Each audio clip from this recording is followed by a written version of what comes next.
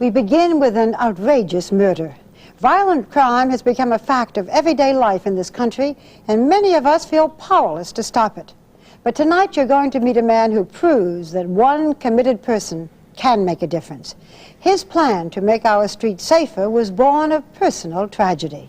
Yes, for nearly 2 years, this California father has been leading a crusade against repeat offenders. The battle cry is 3 strikes and you're out, and it's being heard now across the country.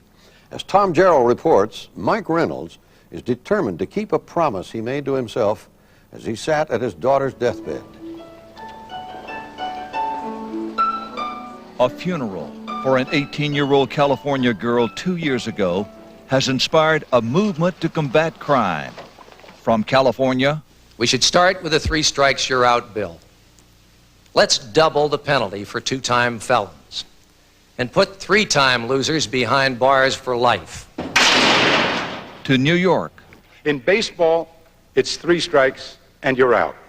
In dealing with violent crime, it should be 3 strikes and you're in permanently.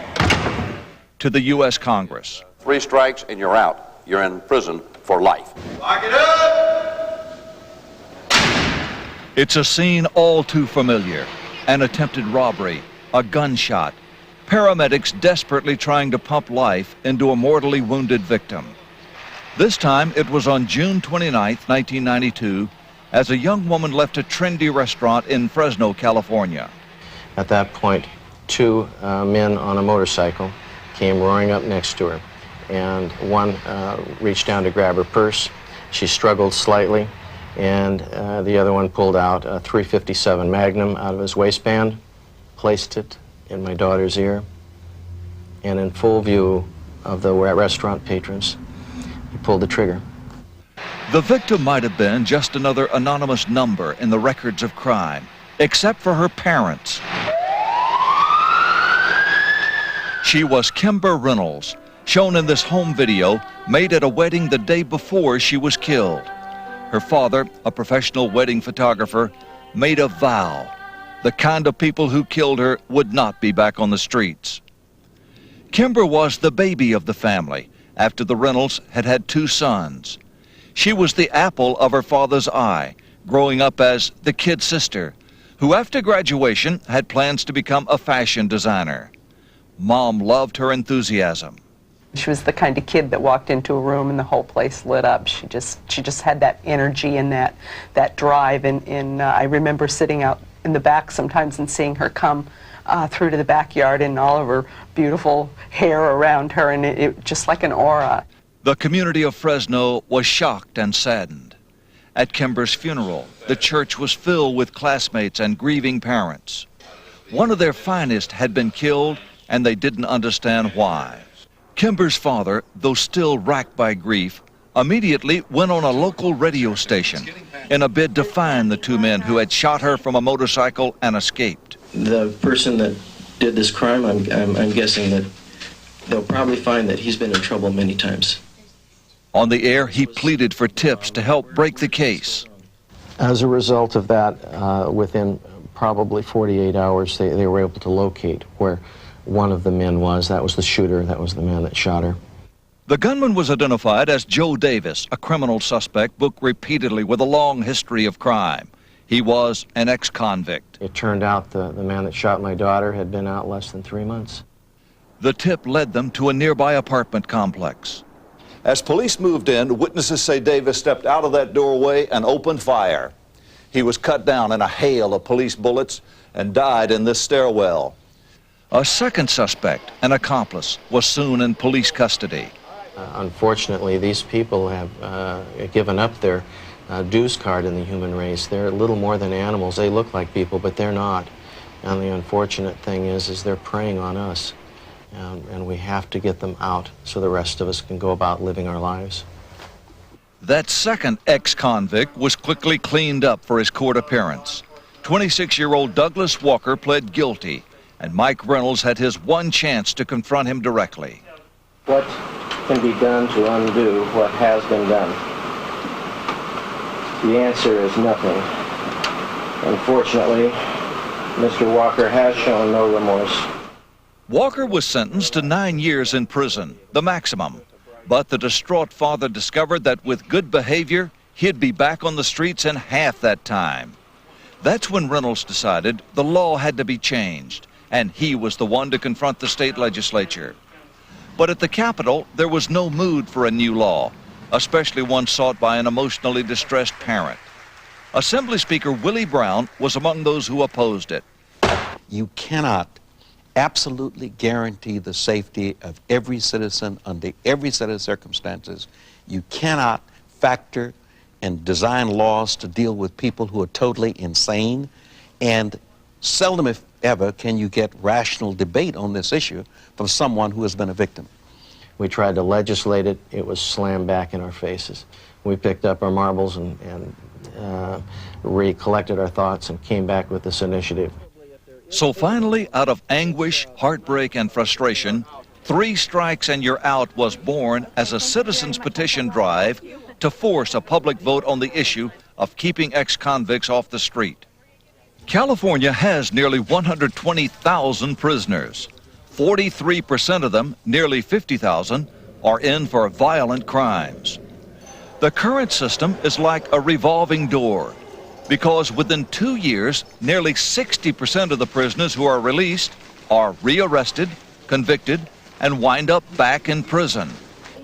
Mike Reynolds' idea: lock away those hardcore repeat felons for good and reduce most of the violent crime.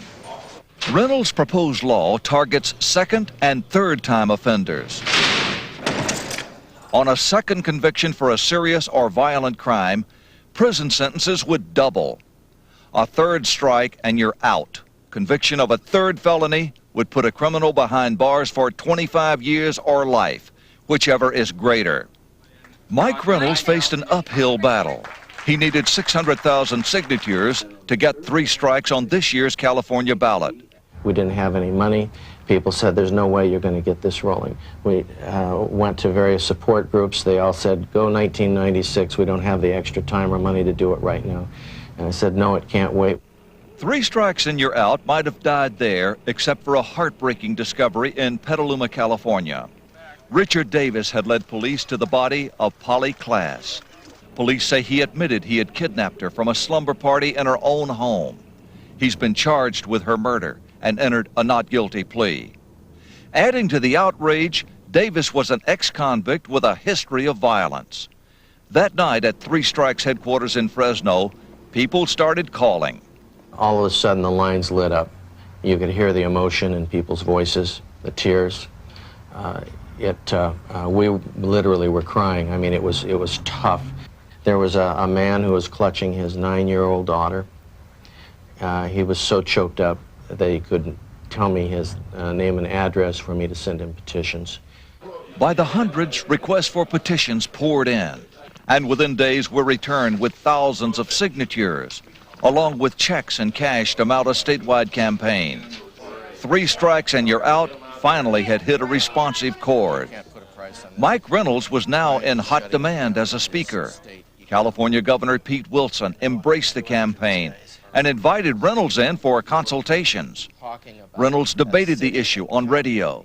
If you think locking these guys up is expensive, you should try turning them loose. And at public meetings, in this case with an ex-convict in the crowd who wanted to challenge him.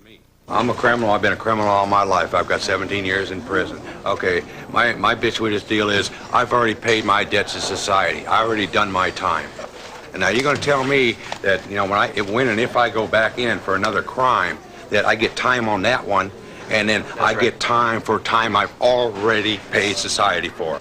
If you haven't learned by your mistake, then we should really learn by our mistake in letting you out. What was your previous conviction? First-degree murder. You were first-degree murder, right. and you're standing right here in front of us. Yeah. Yeah. How much time did you serve? On that particular beef, I did 8.5 years. His public campaign continued to pay off. Last week, Mike Reynolds returned to the state capitol, but this time with power. Boxes of petitions, and this time the politicians took notice. But there were new opponents, too. 3 Strikes You're Out is a classic example of the American quick fix.